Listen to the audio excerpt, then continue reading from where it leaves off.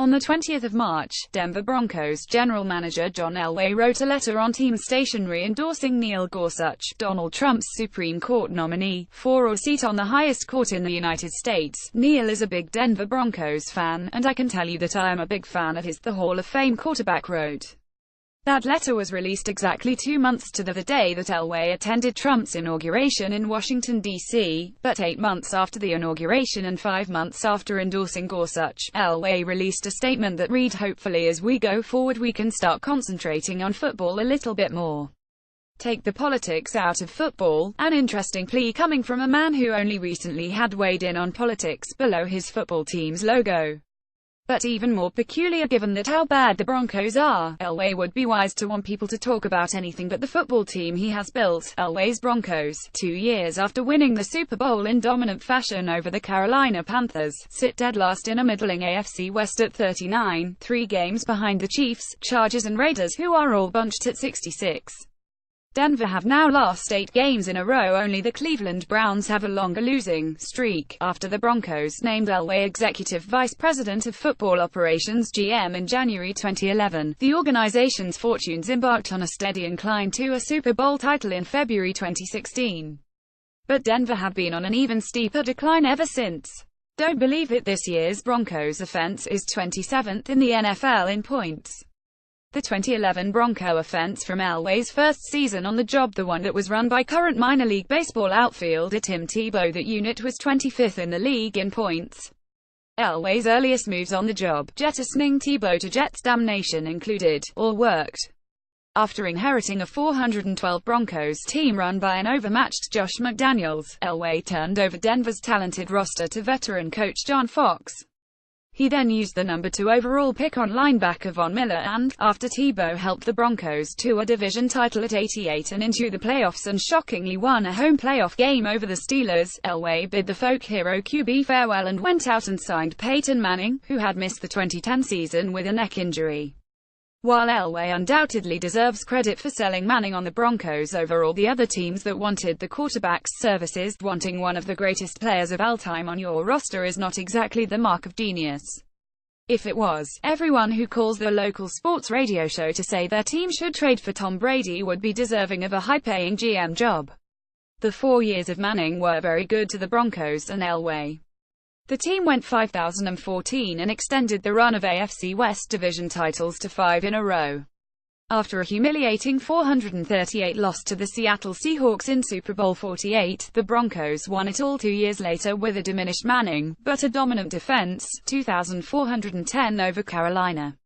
Yet when Manning chose to retire after the season after winning it all at age 39, the same decision Elway had made in 1998 at age 38, Elway the GM somehow had little plan for a successor in place. Peyton Manning bowed out of the NFL with victory in Super Bowl 50. Photograph Ezra Shaw Getty Images. Elway had spent a second-round pick on Brock Osweiler in the 2012 draft, the last QB taken before Russell Wilson went off the board, and Osweiler started 7 games during the 2015 season while Manning battled injuries and poor play. After Manning retired, Elway felt Osweiler was the future and offered him a reported $15 million a year to stay on. But Osweiler instead took 4 years and $72 million from the Texans, leaving the reigning Super Bowl champions in the hands of one Trevor Siemian. Good teams have limited championship windows. Elway knows that himself from his playing career. After reaching the Super Bowl 3 times between 1986 and 1989, Denver didn't get back again, and didn't win, until 1997 when Elway was winding down his career.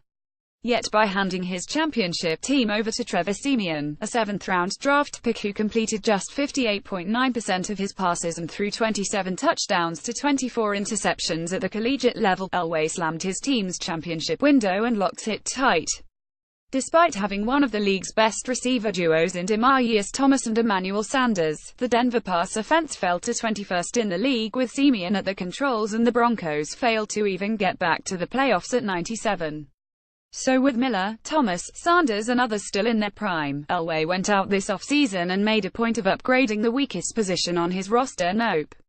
He doubled down on the quarterback he had, Siemian and Paxton Lynch, his 2016 first-round pick. While 2016 first-rounders Jared Goff and Carson Wentz are already running high-powered offenses, and mid-round picks Dak Prescott and Jacoby Brissett are also starters, the Broncos have shown little confidence in even putting Lynch in the lineup. He has appeared in 4 games over 2 seasons and has yet to even hit the minimum criteria of shows some promise. So far HES looked like little more than a tall version of Simeon. Elway's other picks since hitting on Miller in his first draft haven't been much better than the Lynch selection, especially on the offensive side of the ball. Running back Monty Ball, receivers Cody Latimer and Carlos Henderson and tight end Jeff Heuerman have all made little to no impact. Unless Lynch suddenly develops or Elway manages to land another future Hall of Famer in free agency, the future doesn't look bright for the Broncos. Even sunlight isn't passing through that championship window now. Only the angriest Broncos fans are already calling for Elway's weathered head. This disaster of a season apart, his tenure has resulted in 5 division titles in season years, 2 Super Bowl appearances and 1 Super Bowl title. And as a franchise legend, he'll get more time than your average floundering GM. But if things keep trending the way they over the next season or 2, a future release on Broncos letterhead won't be about Supreme Court appointees. It will be announcing that John Elway has been relieved of his duties.